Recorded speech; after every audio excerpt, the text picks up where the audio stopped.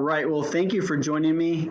I am doing just a quick screencastify to show you guys how to leave feedback when your students have posted their videos, and also kind of talk about why it's important to do that feedback. So I am here in my test class for Flipgrid. It's where I do all kind of my playing around to see how things work and how things play out. I have already added a topic just called test video, and I'm going to click on that, and you're going to see inside this topic here, and I've got one response. It was something that I recorded earlier. You can also see as the teacher, if you have left a comment or left a feedback already, you can see that feedback has already been left.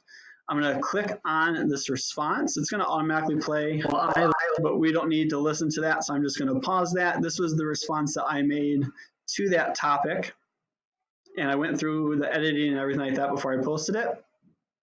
And down here, you can see the details of the video. You can see who's it from, how many views, any comments that have been left, and so on. But I'm going to click on this feedback.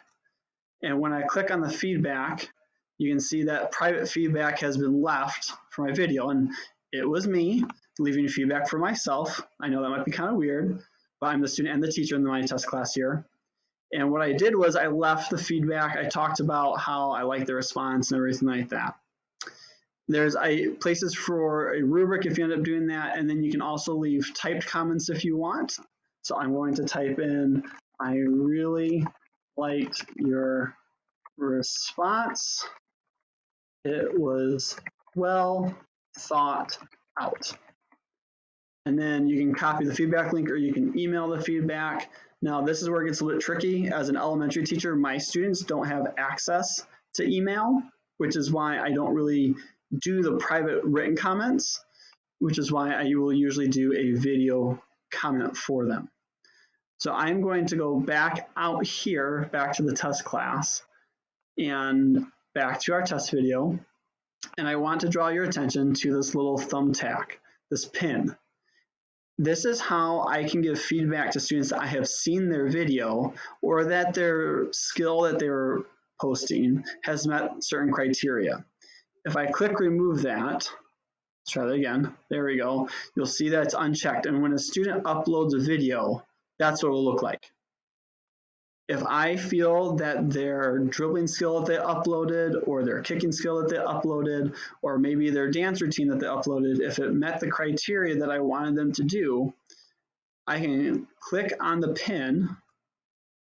And what will happen is that on the student side, they will get a notification that their video has been pinned.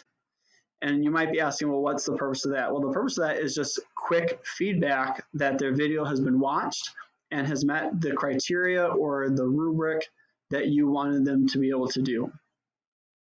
So there's, again, a few ways that you can give feedback for those students. You can do a video feedback. You can leave a written feedback comment that you would need to email to them, or you can pin it for that quick notification. Now, the reason why I think giving feedback is so important is, number one, it allows the students to know that you've seen the video. When I have used Flipgrid in person instruction and remotely, I constantly have students ask me, Mr. Navis, have you seen my video? So they want that feedback. They want to know that as their teacher, I have watched it. And I usually, again, will use that thumb or that pin button to give that quick notification that I have seen it. And then I like to give that video feedback just as a kind of a reinforcement, and I can highlight what was really good about it, what was strong, or I can give any feedback regarding what they could do differently next time to improve the skill.